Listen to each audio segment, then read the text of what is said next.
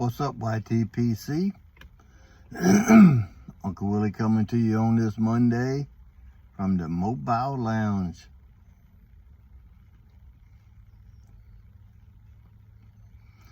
We got a bunch of stray cats. When I say a bunch, hell, if there's more than two, that's a bunch, but about a half a dozen of them. They live in the little woods.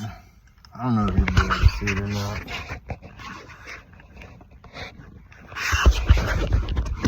I don't know how well that showed up. There's a section of woods right here. Not big, but not like a forest or anything. But they live over there in there. My one neighbor said he'd walked over there picking up some trash and saw him going into a hole. Like it was an old rabbit hole or a groundhog hole or something, but he saw one going down into a hole. And then again, he don't know if it was going down there after something, but we're thinking that they probably take up in there. And the people right across the street, they have evidence of they used to have a cat because their mini blind is all tore to shreds. And my neighbor that moved out about a month ago, he said that he thought they turned their cat loose, which that's not good. If you can't commit for a pet, don't get one. I'm not a cat person, but still, I wouldn't do that. If I couldn't care for it, if I didn't want it or whatever, I'd take it to the pound. I wouldn't just set it free. The girl throws food out in the yard off their deck. I seen a fox over there eating one time, and the cats are always eating over there. Anyway, I just wanted to get that off my chest. I'm not a big cat person, but I'm not going to hurt them, but I'm not going to feed them. On the other hand, I'm not going to feed them. Once you start that crap, they're just going to take up at your place, and next thing you know, kittens and yeah. So finally one out. Here comes one now when you get out. Anyway, this is a Parker London Briar. Not a bad looking pipe.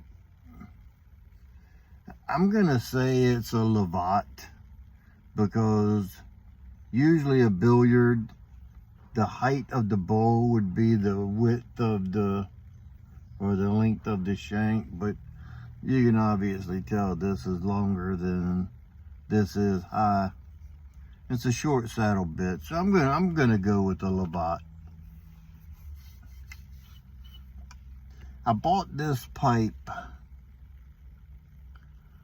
under a bad direction. I was misinformed. I thought that Parker and Hardcastle was actually made like under the umbrella of Dunhill. So that's why I bought a Parker and a Hardcastle, thinking that they were a Dunhill by make of ownership. Because if you take a cigar, I know, here we go, but a Davidoff, then underneath that you got an Avo, and then a Camacho, and there's another, they're made under the Davidoff umbrella. They're made at the Davidoff factory. That's what I thought Parker and Hardcastle was. So I bought one of each. A Parker, London Briar, Lovat, and the Hardcastle, which is a Zulu, and it's got, I showed it in a couple times. I might smoke that one this week, just bring it out and show you. But I was misled. After I bought it and I was bragging that I had this Parker, made by Dunhill, and you know, somebody informed me in the comments section that they haven't been under the Dunhill umbrella for like 40 or 50 years. Little did I know. But anyway, it's a very nice pipe. It's nice, smooth. Just got a little divot right there. You probably can't see it. Yeah, maybe right there. It's drilled fine. I mean, it's a factory pipe. It's drilled fine, smokes fine. I just don't smoke it that often. And the bowl looked like it hadn't even been smoked. And I know I smoked it once. So I wanted something different, but I wanted something the same. So what I mean by that is I wanted something different other than flake or plug, but I wanted something in the same wheelhouse of the Kentuckys, because as you know, I like my Kentucky. So I looked underneath the table into the jars, and lo and behold, there's a big old quart jar of Golden Hogarth. What? Dark Bird's Eye.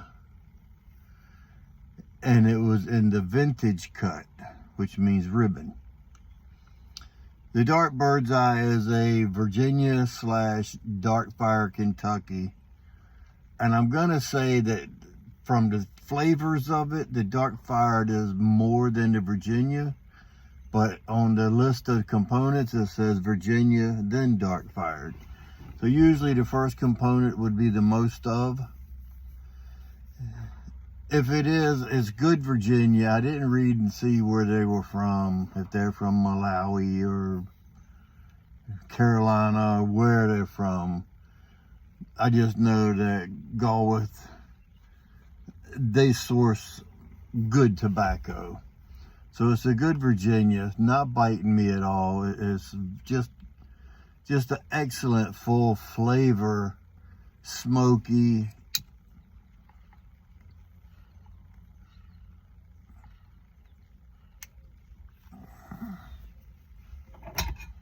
There we go.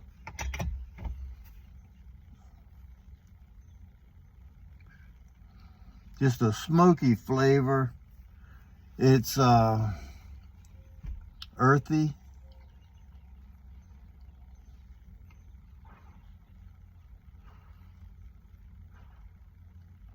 Little spicy on the retrohale. Not Perique spicy, but it's just got a little something more than just a regular tobacco. Something else there. There's no flavoring, no topping, no casing.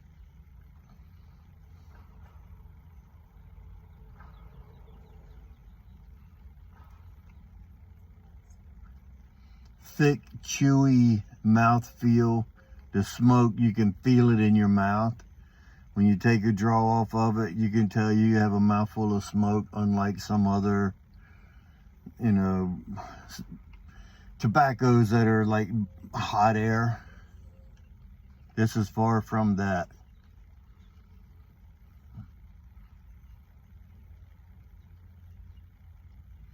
Campfire, more like a barbecue, like a burnt end. Speaking of burnt ends, I bought some pork belly over the weekend. I'm gonna give that a try. Try to make me up some burnt ends of my own. But it's got that barbecue-y, like ketchup. Not really ketchup.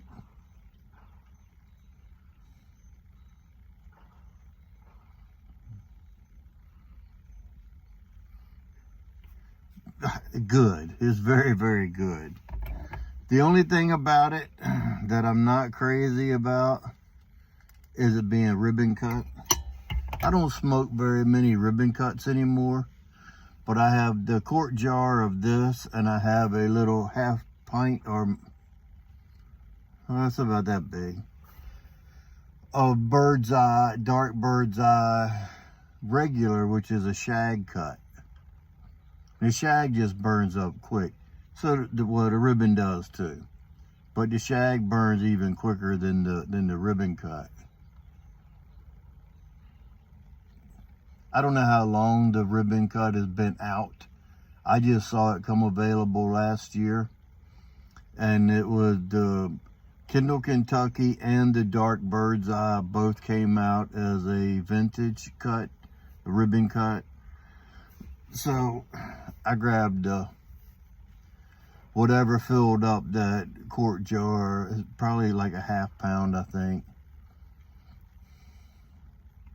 Because you can cram it in there. Being ribbon cut, it compresses.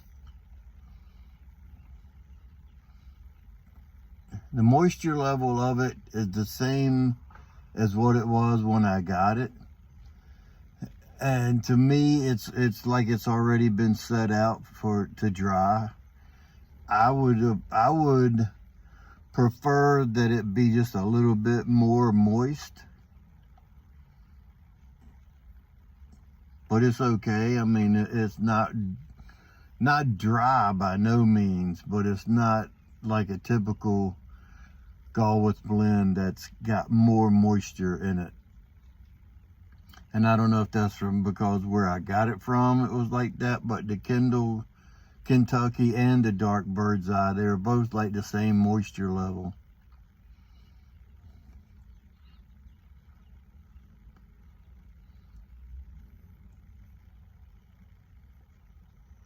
Good stuff. If you like Kentucky, and you can taste the Virginias in it. They play well together. Something about Lovat blends, when they mix them, they just go good together. I mean, they know what they're doing. Which, shit, they've been around since 1792, right?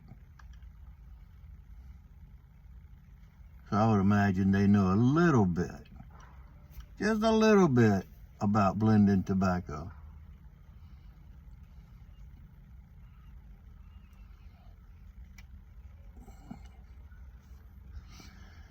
Well, I'm going to jump. Got to go in and check on my little dog here in a minute. My wife went to get her hair done. Her hair did. And he's in there by himself, so I need to go check on him, make sure he's not depressed. So guys, remember, if you stay ready, you don't have to get ready. With that being said, you know what to do. Until next time, stuff 'em and puff 'em.